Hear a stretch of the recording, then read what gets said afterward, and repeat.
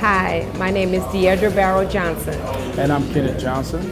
and we are the owners of Barrow's Catfish. And we're located at 8300 Earhart Boulevard, Suite 103, New Orleans, Louisiana.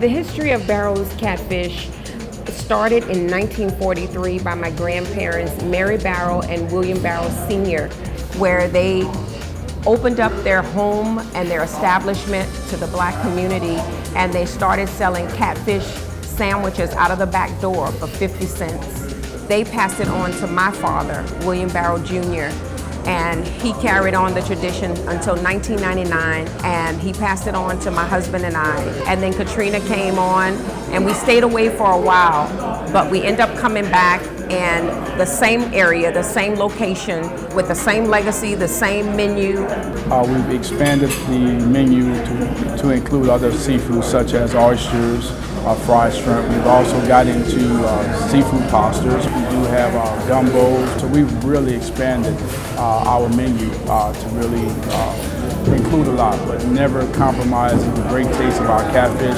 Yes, catfish is always king.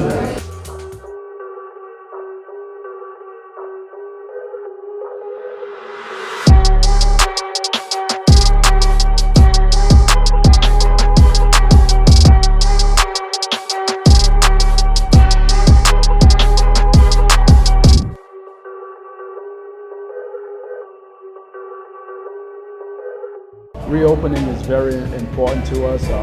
As we reopened last year, 2018, looking at the history of the restaurant, the family took a lot of pride in having an establishment for our community. We, on the other hand, now understand that it's a different challenge. The torch has been passed for us.